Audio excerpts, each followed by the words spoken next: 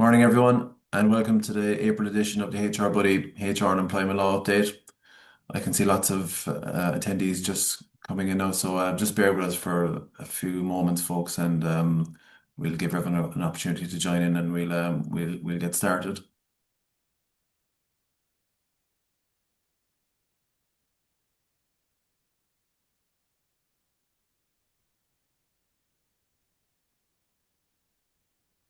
Okay, so you're all very welcome this morning, and thanks for joining us. HR Buddy, of course, is an Irish-based HR consultancy, payroll, and software HR software company, and I'm joining you this morning from the Killarney offices. However, of course, at HR Buddy, we work nationally to deliver flexible HR solutions to companies of all sizes and across many sectors, as well as supporting overseas companies with EOR services. And today, as I said, you're joining us for the April installment of our HR Update series. However, if you want to stay up to date with the latest developments in the HR space, you can sign up to our monthly newsletter mailing list. You can see our contact details on the screen below, and I'll pop up a link later so you can connect with us and stay informed on all things HR and employment law.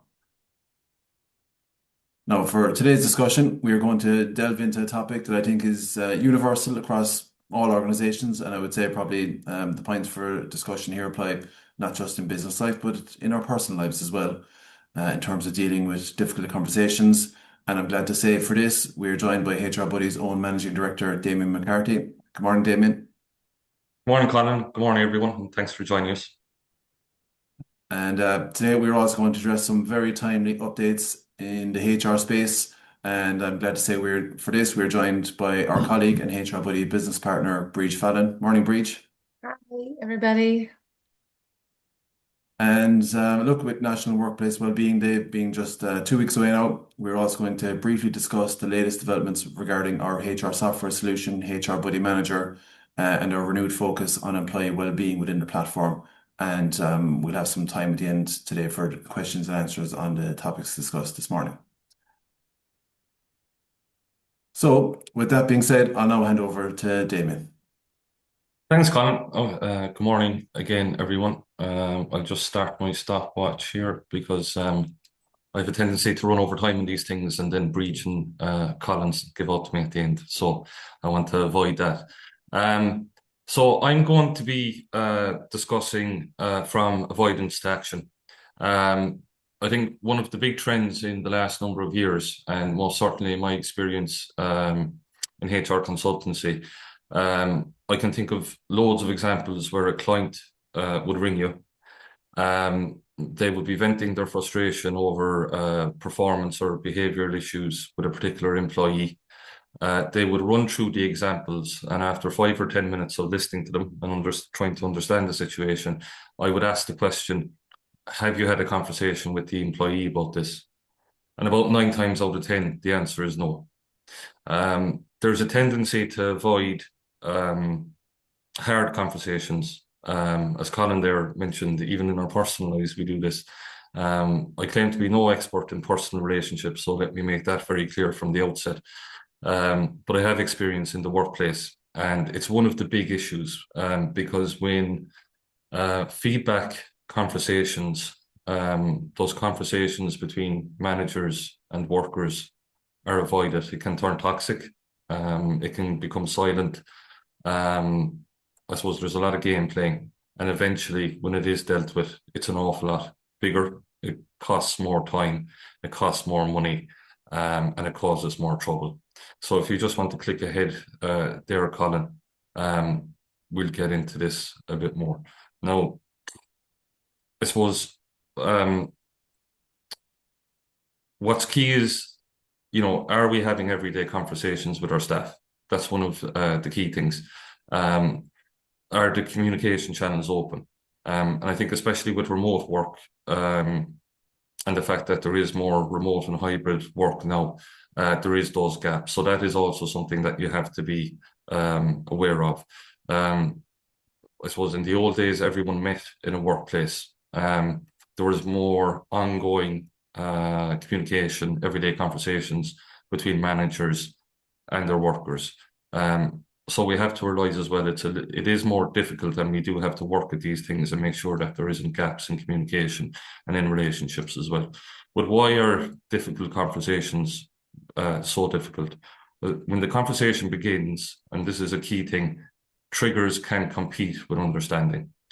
I suppose the mistake that can be made is that when you deliver feedback to an individual, it's a personal characteristic trait of them to react in a negative way, to become defensive, and it actually isn't. If you start a serious conversation with anyone that's on this webinar this morning, or anyone in general, naturally they will become defensive. Body language is one of the key things. You will see emotion in the eyes, the eye area, straight away, the facial expression, and also the body expression. So they may become uptight. You'd see emotion coming to their face and so on. It's very important to realize that it's a natural human instinct. There's that threat detection. So we can be triggered by perceived criticism, feeling confronted, judged, and then there's the loss of control or uncertainty. And I suppose especially when we're not doing regular feedback, regular conversations, regular communications on the standards, on the team standards, on the organizational standards, these things can build up, and eventually when they're confronted, it becomes more serious. The person can become more defensive and so on. And then you're really kind of the other mistakes that can be made then is, fighting fire with fire. So, everything goes downhill from there. But it's to realize that anytime a serious conversation is had or an issue is being addressed, we as humans, I suppose, enact that threat detection button. Flight, feed, fight response. So they're automatic responses, not personal resistance, and that's important. We all tend to do this. It's a natural reaction. It happens in milliseconds before rational thought can intervene. And that's why the start of conversations in these types of situations are very important. I suppose if you want to think of the sandwich effect, when you're writing a letter and might be delivering something, a message that might not be well received, you sandwich it with pleasantries at the start and pleasantries at the end. You reaffirm the value to the person and so on, and all the positive sides of your relationship. But there is news to be delivered, and that must be delivered in the middle of that letter. It's the same when you go to a meeting with someone. If the start of the meeting goes wrong, you can expect a very defensive reaction. You could expect maybe even aggression and so on. I'd make another point on line manager training. We deliver a lot of line manager training to our clients and to new clients. I think line manager training is one of the most important, the most valuable training sessions you can do with your line managers. Because if two people go into a room and they're discussing an issue and the line manager gets it wrong, it can be a disaster. If the line manager gets it right, communicates in the right way, can read body language, and kind of take that meeting kind of like that, where it goes up, you need to bring it back down and just get it leveled again. The line manager needs that expertise, and if the line manager goes in with aggression or with poor communication, again, it's very important because there is going to be issues in the workplace. You do have to, I suppose, reaffirm standards on a daily and a weekly basis. You have to realize that teams may not all be working together these days. You have remote and hybrid working, people working out on site and all that type of thing. So we live in and are experiencing a much more mixed up world of work now.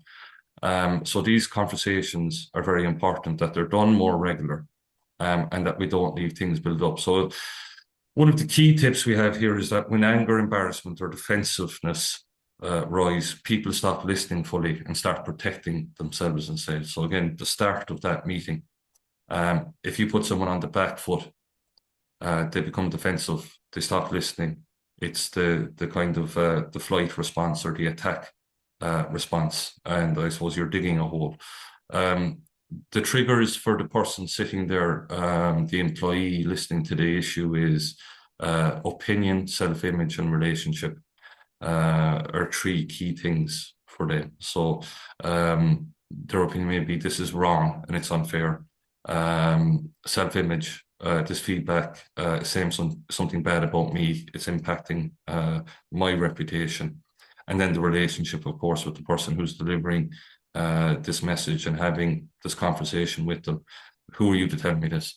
And you will get an awful lot of that in these circumstances, where employees will feel that there's pressure from the top to do this, that they're looking to make an example of me, that the attack response is that, the line manager shouldn't be in that position. They're not competent. They don't know what they're doing. I know better, and all that type of thing. So the start of these meetings is very, very important. Reading body language and communicating in a positive way, and not forgetting about the human side of how you communicate with someone. If you just move it on there again, Colin. So avoidance, we often avoid difficult conversations for reasons that may feel kind but make things worse. And again, I think this is another thing that is happening in an awful lot of workplaces. You have line managers or employers or whoever the direct report is to employees, avoiding conversations that would be seen as anywhere critical or negative or hard to approach. And we all avoid difficult conversations. Again, that's a natural. Why would anyone want to have a difficult conversation? It's natural that we would try and avoid it. So we get the silence thing. People may choose to postpone the conversation because conflict feels too costly, which is a reasonable thing to think. Why have conflict? We see misplaced empathy, so sparing short-term feelings by not saying what needs to be said, even when that harms growth. I think we've seen this in particular in the last few years as well, because we've had a tight labour market. We've had an awful lot of workplaces, they don't want to lose people. They can't afford to have someone, going out sick, leaving them, handing in their notice. So an awful lot of line managers are scared to have the conversations with staff because they don't want to upset the apple cart. They also don't want to draw attention to themselves as the line manager or the people manager, direct report of the staff. You have the mix-up of remote work that has come into it, whereby you may even have line managers working remotely. And if they're dealing with performance or behavioural issues or competency issues with staff, will someone over them ask the question about remote and hybrid working? Are we being too flexible, and so on? So you get line managers as well, maybe not wanting to upset the apple cart, but long term that's costly. It's not an effective way of managing, and it costs more time and more money down the line, which leads you to feedback debt. I think that little point down at the bottom of that slide is probably my favourite little piece from what I'm doing in my presentation this morning. Feedback debt. So when issues are not addressed, they accumulate. The eventual conversation becomes harder or more emotionally charged. I suppose the good thing about this is every single one of us has had a difficult conversation, be it in the workplace or be it in our personal lives. And we know that silence and avoiding it and building it up just leads to a bigger blowout, a bigger bust up, more serious conversation down the line that can be met with an awful lot more defensiveness, an awful lot more emotionally charged passion, where people aren't thinking straight and say things that they would later regret, and so on. The idea is that you don't build up feedback that your feedback is ongoing, daily, weekly, addressing the standards as a line manager in a calm manner on an ongoing basis with your staff. If you or your organization or you as a line manager feel that this isn't an area in which you're competent or could do better, please feel free to contact us because line manager training. And this morning it's a presentation. I'm probably speaking for about 20 minutes on this topic. A training session on this where you can really get into it with line managers and the culture of the organization in the training session. I think is really worthwhile training. So avoiding the issue protects harmony.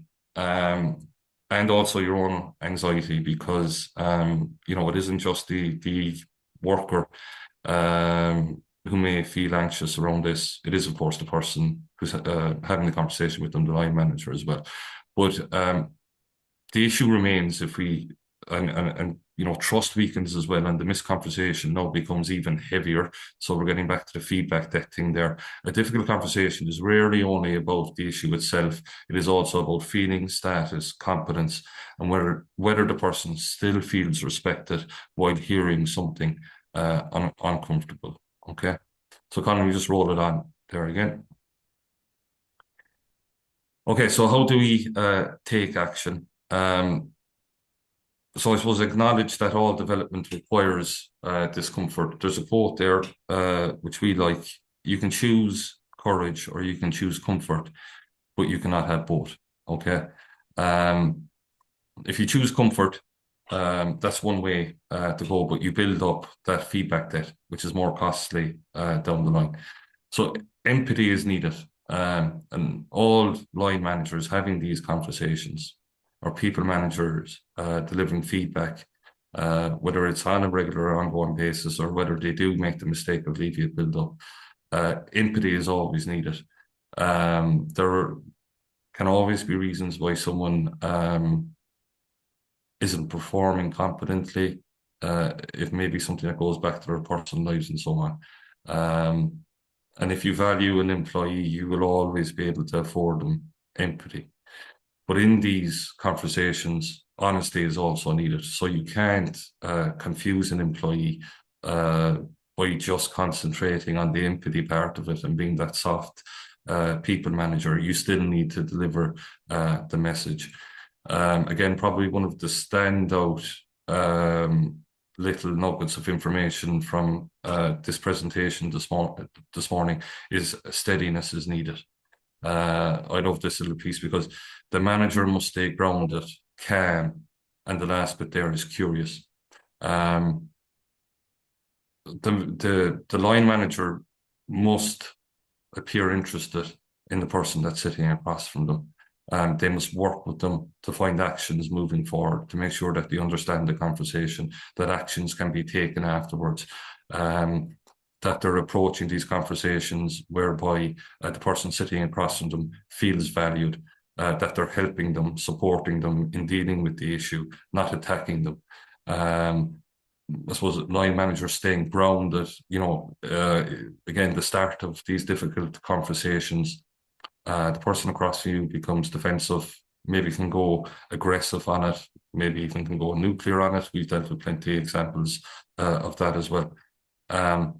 But how the line manager then reacts, if they go in and attack back, again, maybe it's curtains in the relationship. Line managers must stay grounded. They must know and admit that it is a difficult conversation. They must know and admit that the best thing to do is to address it and not avoid it. And they must know and admit that there is a threat of discomfort, and I suppose of maybe even aggression or attack coming from the person that they're delivering the message to. A key tip is people often worry about coming across too mean, but it can often be kinder in the long run to be more direct. The key is that it's done in the right way. So like a very difficult, hard communication, when it's delivered in the wrong way, without empathy, without sandwiching it, without that kind of human empathy and making the employee feeling valued. If it's not done in that way, again, it can become nuclear. We'll move ahead, Colin, again, please. Okay, so our feedback framework, and again, I suppose quickly, I'm running through this this morning. These are some of the things that we would work on in a training session, um, in a much more meatier fashion.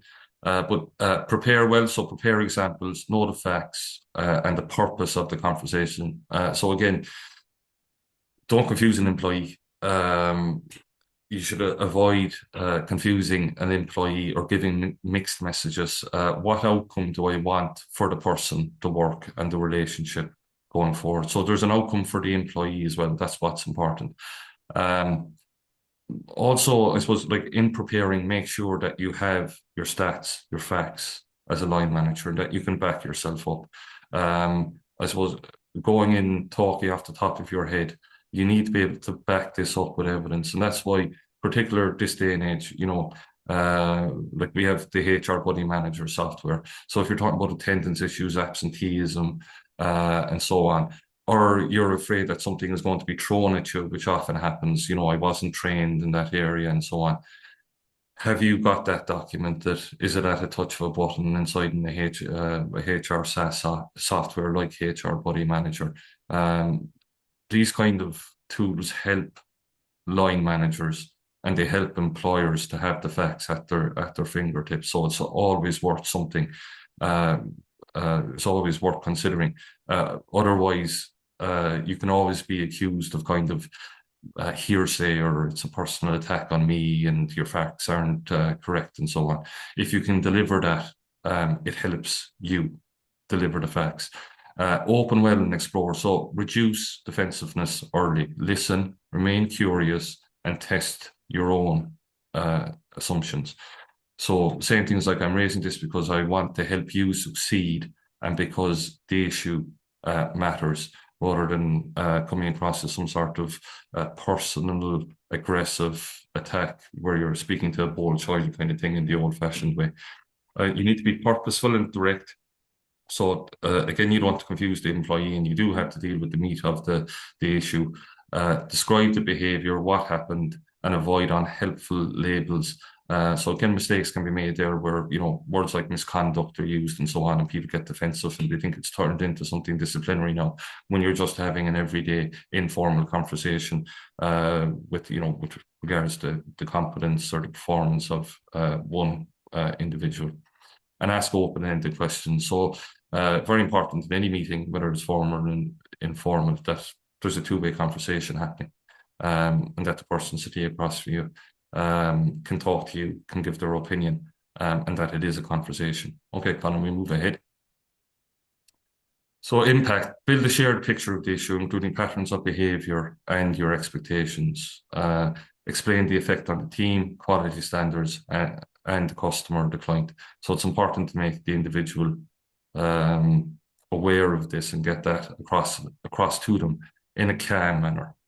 Actions, and this is important as well, it's important to leave these meetings, we're talking about the other side of these meetings now, I suppose, that you have actions and that you've agreed to them with the person, that we both know what's happening and what we're doing going forward here. We know what's happening when we're in here tomorrow morning and the following day. These are our actions, and not just that they are taking action, but that you're taking action as well and supporting them in doing that. And that's important. Focus forward, so focus on improving the next attempt rather than replaying the failure too much. So it's important to move forward. You've had that difficult conversation now, well done. Okay, that's fantastic. But now it's about following it up with positive actions and moving forward. So the mistakes that can be made as well, where you're having another meeting next week or in a month's time with the same employee, and you're still going back talking about what the problem was in the first place. So you're moving on now in helping and supporting them, to getting them to the right place and supporting them moving forward with those positive actions, and follow up. So if you have a difficult conversation, you always need to follow up. I'm sure we've all had difficult conversations again in the workplace or in our personal or family lives. You always have to follow up. And I suppose having one difficult conversation, parking it there, and not admitting to yourself that there is a secondary conversation and a follow-up to be done here. Yes, it's not easy, but don't avoid that one either. It's important for the follow-up. Okay, Colin. So when delivering the message, it's very important. Remember, expect defensiveness. It's naturally going to happen, and work with it, not against it. Acknowledge the triggers, slow it down. Okay, put things on pause, slow things down. And again, I go back to kind of, where you're in a meeting with a person and you feel it's going that way. You just need to bring it back down maybe again for a while and pause, keep it calm. And then you can start making your point again, and you're trying to keep it calm. It's a skill. And maybe it's a skill that you or the people in your workplace need to be trained in and have a better understanding of. And what signals are you noticing? So going back to what I was saying at the start, being aware of body language. A lot like when you go into an interview and you see the person's nervous, you're just not going to get the best of them. I just find it's best to tell them there's no point being nervous because I'm not nervous. So just relax, because we want to just have a conversation here this morning. And you just see the shoulders just relax and they sit back in their chair. And now you have the real person. And you want to do that in any conversation that you're having with anyone, no matter how serious it is in any walk of life. You want the real person. You don't want the aggressive person who's defensive. So did the conversation go as planned? Was the intention clear? Was the next step understood? And always remember the next step. We keep going, Colin. So informal performance management. You move it ahead there, Colin, to the meat of it. Informal performance management tools. If we can do informal performance management, it is obviously always better than formal performance management. When you avoid conversations, much bigger chance that you're dealing with the time cost and the stress and everything else of formal performance management. So if you like, you want to avoid formal performance management. So how can you do it as a manager or as an employer? Number one, get your HR documentation right. Okay, make sure you've got documentation that stands up, that it isn't a mess, that it's clearly understood, that it's in place, that you have job descriptions, contracts of employment, and up-to-date staff handbooks. That it can't be thrown back at you that I haven't been trained or I wasn't told that. So effective onboarding from day one, training on policies and in induction procedures and practices is very important, because it's the number one excuse from a poor performing employee that it's the employer's fault or the manager's fault. They weren't trained or they weren't developed properly. Again, I would suggest having technology in place such as HR Buddy Manager, because it just helps you to do this efficiently and more cost effectively. Probation reviews, it's an area that's constantly being neglected still to this day. So schedule check-ins to coach, document performance, and build that culture where people understand the standards in your organization. Get that right from day one with induction and probation reviews. Again, probation reviews are another example of difficult conversations sometimes that are avoided, and people are busy and they get missed. We see it all the time. It's a mistake. On-the-job coaching, very important. Records of discussion. So again, if you move into formal and you've done the informal and you don't have the records of discussion, if it's not documented, it didn't happen. So everything needs to be documented. We go on online meetings now and automatically there's technology in the background recording our conversations. Some people don't like that, but recording conversations, documenting them, the cardinal sin is not doing that in performance management. Document taking or note taking and recording conversations, it doesn't make it formal, but it backs you up, and it's fair to everyone if things escalate down the line, and it's fair to the employee as well. Saves time, saves costs, trust me. Performance improvement plans and annual reviews. So again, to get avoided in some organizations, time is usually the excuse. I would think that maybe people avoiding difficult conversations again, but performance improvement plans, I suppose, are a very positive tool, again, if done directly or done properly. Breach is going to give an example in employment law a little later on with regards to performance improvement plans, and it's a very interesting piece of case law. Okay, sorry, Colin, if you just click ahead there again. Okay, so the benefits of informal performance management, and again, we always try to stay informal. Again, have your documentation in order and your company policies with regards to this, because if you can stay informal, it can have very impactful, successful results where it prevents escalation. It allows, I suppose, a boost of engagement. It allows people to have the difficult conversations and the serious conversations on a more ongoing basis without things kind of getting too serious and formal and so on. Remember, build records. That's important. Your documentation is key. But if one of the key points is it's cost effective. So time and resources required in implementing PIPs or formal procedures, a lot of time and an awful lot of cost. And indeed an awful lot of stress for different individuals and different parties as well. And it shows a genuine attempt to improve compliance and performance. So the key tip is prevent escalation, enhance engagement in those conversations, and demonstrate genuine improvement efforts through proactive and positive coaching. Okay, Colin.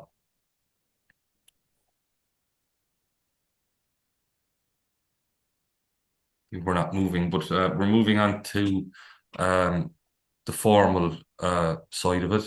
There it is. Thank you. So informal attempts at resolution documented, again, to be clear on that, the opportunity to improve provided that you can show that the formal procedure was used as the last resort. Steps in formal procedure adhered to fully. We come across an awful lot of examples of that as well. And again, sometimes it's where a client comes to us and the procedures are poor, badly written, and they're just getting themselves entangled up in rope. So that you have a good procedure. And again, if you need reviews of handbooks and policies or anything like that, feel free to contact the team at HR Buddy. The Code of Practice on Grievance and Disciplinary Procedures states that details must be given to all employees upon commencement and should be included in employee programs of induction and refresher training. Okay, so points to remember on the left with regards to formal, if it goes formal, the huge one is principles of natural justice. Okay, and it's to remember that. And I suppose we work an awful lot in investigations, on disciplinary panels and so on, with our investigation team here in HR Buddy. It's timely. It costs an awful lot of stress, costs an awful lot of time and so on. So again, getting those conversations into your everyday practices. If you need training on it, we're here to help you. But it's to avoid these kind of costly formal performance management scenarios. But if you're in the middle of a formal performance management process, the principles of natural justice is the key thing. The right to know the case, right to respond, right to representation, separation of process. So that's people not involved in different stages of the investigation, disciplinaries and appeal processes and so on. The right to appeal, obviously, and that you can show reasoned decision making. And again, if you're in a formal process and you need help, the team at HR Buddy are experts in that. That's my bit for this morning. I'm going to pass you over to Breach Fallon. As I said, in about 20-25 minutes, it's very difficult to get through all of this. So if you feel that you would like line manager training or it's something that you want to suggest to your team, we'd be very happy to speak with you. But for the moment, thank you. And I think, Colin, we're going over to Breach now. Yeah, so like I said, there's a huge amount of information there, and as you pointed out, that I guess to dig into those, because it goes to the absolute core of management and day-to-day coaching, that we do workshops on those topics and dig into much deeper. We'll share the slides and so on from today as well, so people will get a flavour of the tools that are available. But business managers and owners can reach out to us if they want to dig into these and build those skills within their business as well. So that was fantastic. And as you said, I guess now we'd like to switch gears and focusing on the day-to-day updates in the ever-evolving world of HR and employment law. So with that being said, I'd like to hand over to our HR business partner, Breach Fallon, to take us through it. Hi, everybody. I'm just going to take you through some slides on attendance in light of the recent fuel shortages and travel disruption that we've seen in the last week. We had an awful lot of calls to HR Buddy with clients and non-clients and people ringing up with some issues with employees not being able to attend work. And they didn't know how to respond or what to do. So we thought it was relevant to today's topic and to add in a few slides that you might be able to take away something from. So like if you have employees that attend to work due to having no fuel or travel disruption, delays, or even protesting, it's important that you handle these issues correctly and in line with policies and procedures. So I'll take you down through some scenarios there now, but travel disruption and fuel shortages may impact the employee's ability to attend work or arrive on time. So employers should take a practical and reasonable approach when balancing operational needs. So the key considerations that we have here in the slide are saying that the employee should notify their manager as early as possible if they're impacted, and travel and fuel disruption does not automatically entitle employees to pay. So this is the most important thing that I'll go through in these few slides. There is no entitlement to be paid just because they can't come to work because of the travel or the fuel disruptions. So there are a range of options open to employees that can't travel for these reasons, such as remote working. So you may have employees already set up to work from home. And if you do, then it will be good to facilitate that and allow them to work from home where possible. If employees perhaps weren't set up to do that, maybe they're a van or they're drivers or they have meetings out on site and the road was blocked or they had no fuel and they can't go, they're not working from home employees, for example. You could allow them to take annual leave if that's what they wanted to do, or they could work the hours back, or they could take unpaid leave as an option. You could adjust their start and finish times. If they had on-site meetings, you could cancel those in-person meetings or postpone them is probably a better word there, and move the meetings for non-essential. So that would be really important. So for those that can work from home in times like these where they've no fuel, you should allow that and facilitate that.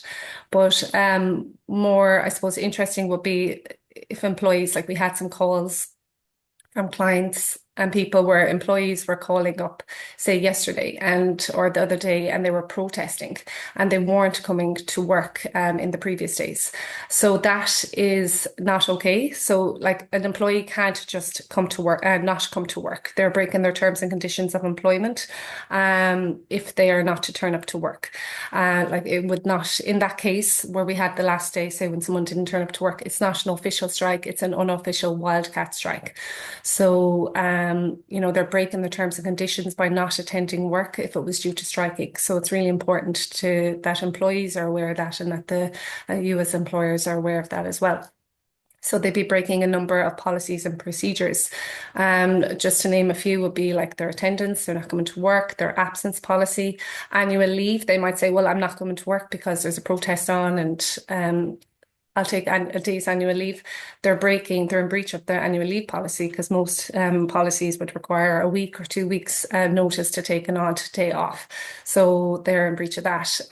The sick leave I have in here because an employee might call in sick, for example. A few days ago, they might have called in sick to you and said they called in sick and then it turned out that they were protesting.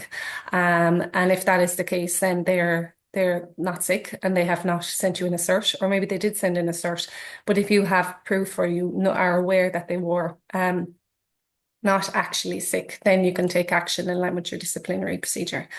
I have social media in here as well. If you just want to go back on social media there, because you have to ensure you have that policy and that staff are aware of this also. If you have employees out, for example, or they're at a protest and there's nothing wrong with all that, just to say if people want to protest, that's no problem. But it would be important that people are aware not to bring the company name into disrepute and to not be having disparaging remarks that can reflect negatively on the company.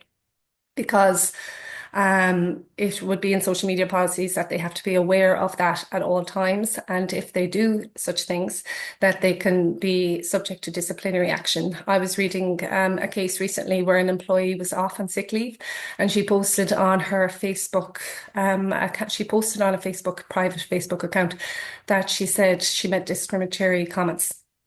And a member of the public rang up the practice and said that this employee of theirs had done that. They rang the employee at home when she was on certified sick leave on the Friday and told her that she had to take it down. She did not take it down, but on the few days later, I think it was on the Monday, she was summarily dismissed. So they dismissed her.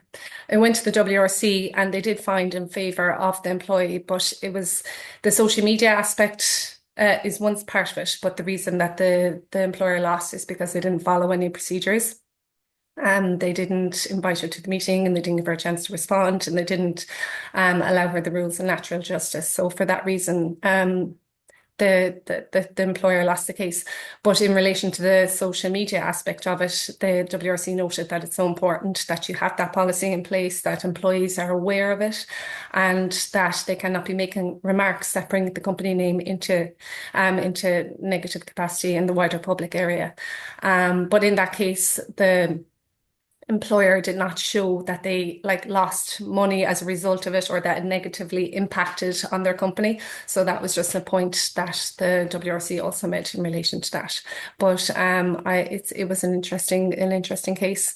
And then also just need to ensure that you have policies and procedures in place. And as I mentioned before, you can use the disciplinary procedure if staff are breaking their terms and conditions of employment by not attending work in line with their contract.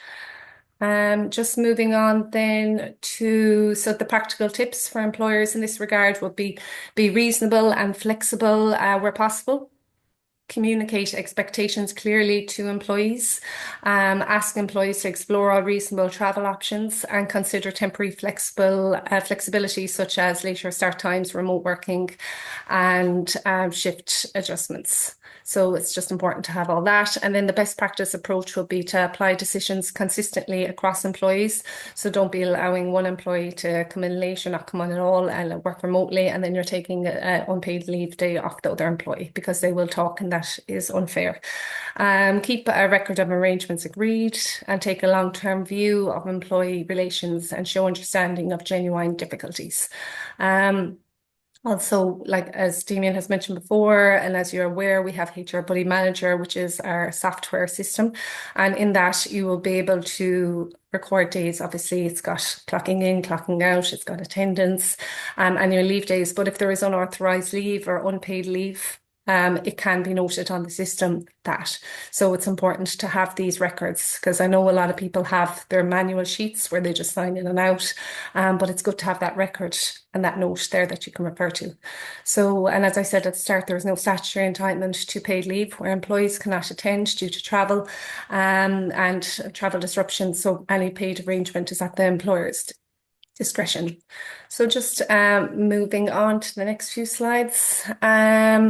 Pension, there always seems to be some update in some shape or form in relation to the auto enrollment, but this is just saying that in February the department was highlighting significant process in relation to it, and it was just saying basically here it's saying 763,000 employees working for nearly 104,000 employers have now been automatically enrolled, and this is just saying that a total of over 60 million of contributions have already been invested.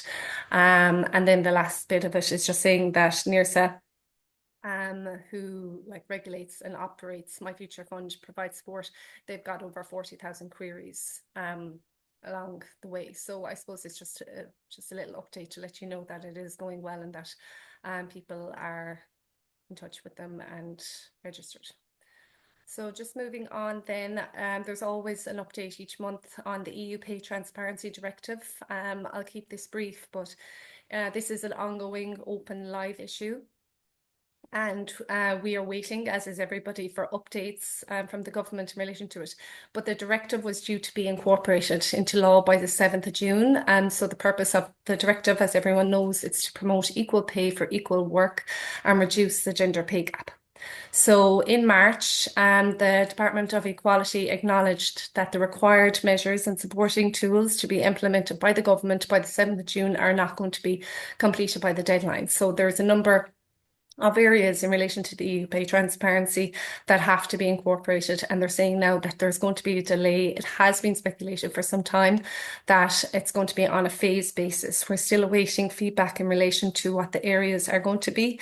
But the department has advised that employers will not be penalised for having all the elements of the directive completed by June deadline. But if you want to move on, Colin, they are saying that it's going to be on a phase basis, but they do believe that on a phase basis, the likely changes that are firstly going to be introduced are concerning pre-employment recruitment and the salary transparency obligations. So number one, what it is believed to be will be providing candidates the information on the pay levels or the pay ranges in advance of employment. So that will be when you're advertising by the 7th of June, by that date, when you're advertising, you're going to have to outline what the salary is for the role or what the salary range will be. And then the second point that is likely to be the first two parts that are going to be phased in is prohibiting employers from asking candidates questions about their pay history at interview. So we all know that that's one of the areas, so not asking candidates about their previous earnings. So in March, I think it was the 26th of March, the EU published guidance on how employers should need to prepare and compare roles, say for the equal pay. So Ireland is now expected to finalise and release its own tools with employer workshops planned so I suppose from now to July to help organisations prepare.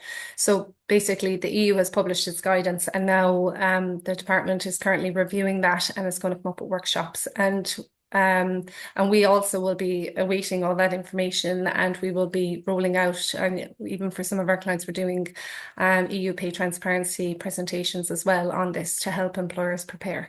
So I suppose it's important that employers continue to prepare for the directive as if it was coming in. I suppose do as much as you can. Preparation is key. And then is there one more there, Colin, or...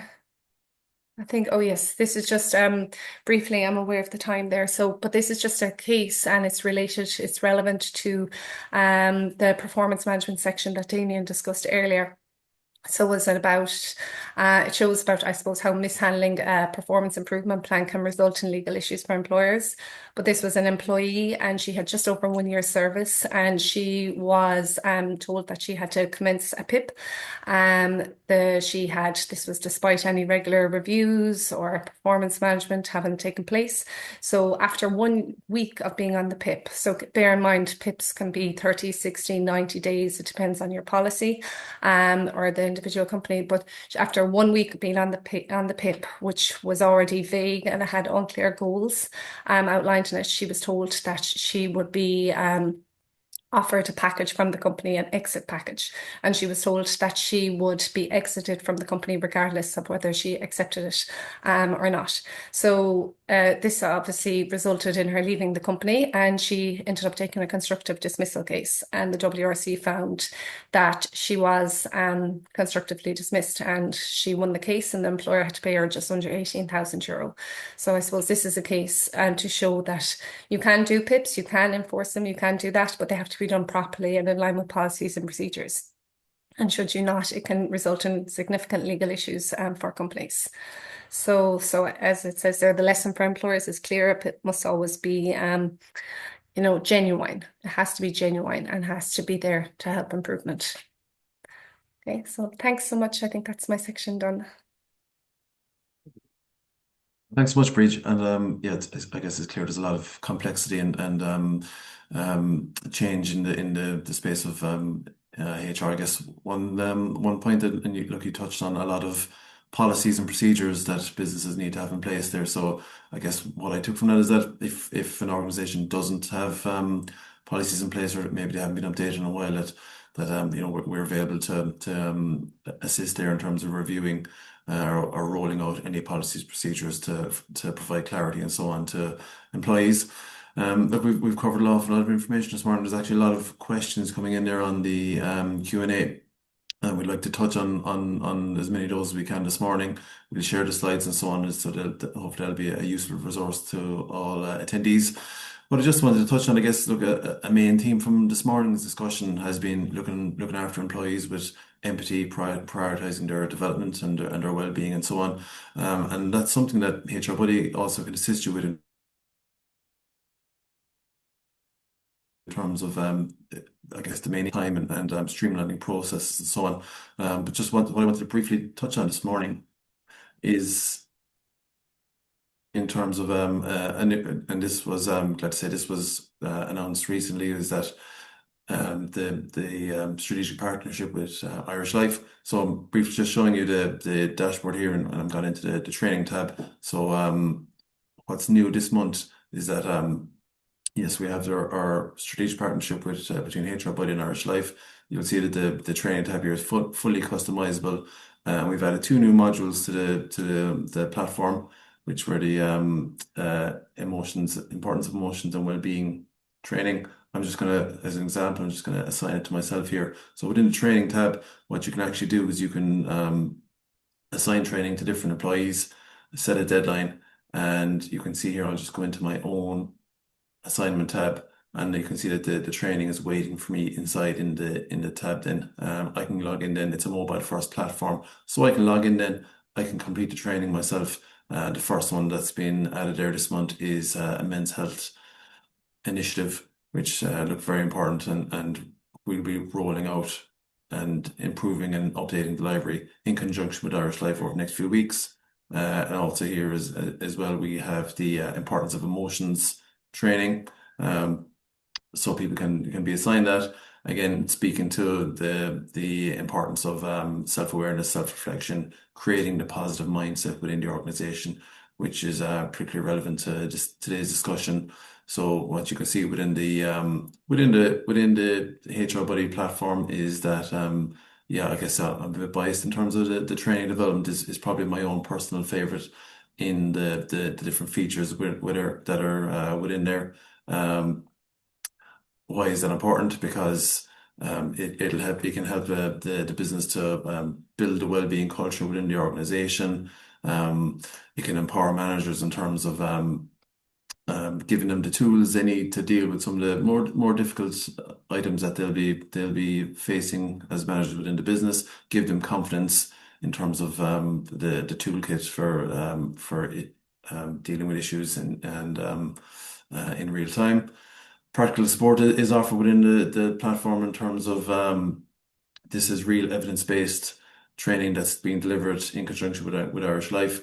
It's added to the platform for all users, and look, the research is clear that focusing on and investing in well-being within your team does have return on investment and payoffs in terms of driving behavior improvements, increasing resilience and positive mindsets within the business. So those are features, and that's training that's been added for all users within the HR Buddy platform, in addition to the other benefits and tabs that are available in terms of contracts can be developed, issued, and signed off within the platform, reducing error. You have the reporting tab. You have the time and attendance as we've discussed today. Policies and procedures can be added and so on within the system as well. So yeah, we've covered a huge amount today.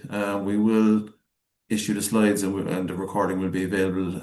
Look, there's a lot there in terms of tools and support that are available for business owners and managers. In terms of the Q&A, Yeah, we have a few questions there, Colin, so we'll run through them before we finish. I think we still have time, which is good. And if you have any other question, get it in quickly because we're nearly out of time. One question is, what if there was a red weather warning and you delayed start for safety? Can you ask employee to make up time? The short answer is yes. So how do you do this right? So let's say a red weather warning. The first key thing is safety. Safety is paramount, and you protect your workers. You may keep the business closed and they don't come to work. That is absolutely the right thing to do. Otherwise, you may be liable. One key point is have a policy. have an adverse weather policy or an extreme weather policy so that you and your staff are not confused about what happens in such an event. Okay. And there always seems to be confusion. So as Breach would have gone through with when people can't attend work and travel and the fuel disruption there over the last few days, it's very similar to the weather events. I suppose there's three key things to think about. If there's disruption, you still want your business to run. You don't want your bottom line impacted. So there's the business. There's the worker who you need to keep safe or can get to work, but you don't want their pay to be impacted, and that's taking the long-term view, I suppose, whereby you have to cancel work because of a red weather warning, but they're down 20% in their paycheck next week. It doesn't create a very good employment relationship, so you need to think of that as well. And you need to think of your customer who or client who isn't getting their service or their product, and you want to keep all three parties happy. And how do you do that? Have a policy in place which is very clear what happens. And so if you leave that worker off, which is the right thing to do with regards to health and safety, and that's paramount. But now, how do you work around it? So can you afford annual leave, time in lieu? Can you reorganize work? So one of the commonsensical approaches would be a delivery company during a red weather warning on a Wednesday organised their drivers who were available on Saturday to make up the delivery. So the communicate to the customer there was maybe a bit of a delay or kind of a 24-hour backlog in deliveries, but by the end of the week, the customer had their goods and products. The bottom line wasn't impacted. All their staff had full pay next week, and everybody was kept safe during the red warning. So that's the kind of commonsensical approach. What we see all the time in these weather events, and indeed it's the same as Breach has gone through with the travel disruption over the last week, is confusion about what's right, what's wrong. So having a policy in place saves you from that. Okay, I hope that answers the question. Another question there is, recruitment agencies often include a field asking for a candidate's previous salary in their applications. Is this something that should no longer be asked in phase 1 of the EU Pay Transparency Directive?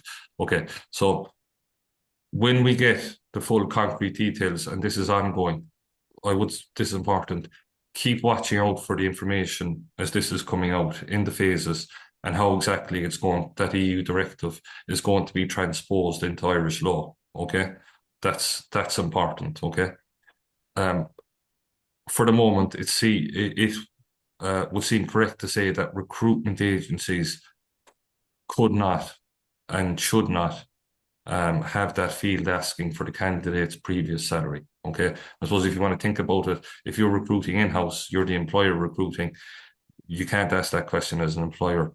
The recruitment agency can't, because they're working for the employer. You would have it thrown at you that you pass that information on to the employer and so on. So you're included in this as well. Okay. Again, I hope that answers that question. But I'm also saying keep an eye for the finer detail, and we'll be doing this on our webinars. We'll be putting it up on our socials. Thanks for the questions this morning. Thanks for attending. And look, if you need help with HR support, HR outsourcing, employment documentations, contracts, handbooks, if you want to explore HR Buddy Manager, get a demo or a free trial of that and see how it can help you. If you need training in any of the areas such as the EU Transparency Directive coming in, and want a better understanding of that, or if you're considering line manager training, or if you're considering payroll outsourcing, feel free to get in touch with the team here at HR Buddy any time. Someone else just said thanks, so it wasn't a question. So thank you. We're done, Colin. If you want to wrap it up, thanks everyone. Yeah, and the questions do come in all the time about training. I suppose you've stirred up a lot of different topics there in terms of policies, procedures, performance management, how to do that correctly, and so on. And training can be tailored and bespoke to the exact needs of the organization. So there's a link there on the screen if you want to. That'll take you direct to our contact page, or drop us a line in any of the contact details there, and we can advise you in terms of how we can support you from a HR and employment law perspective. So thanks so much for joining us this morning, and we'll send out all the resources and slides and so on. And yeah, thanks so much. Thanks, guys. Bye. Have a good day. Bye. Bye.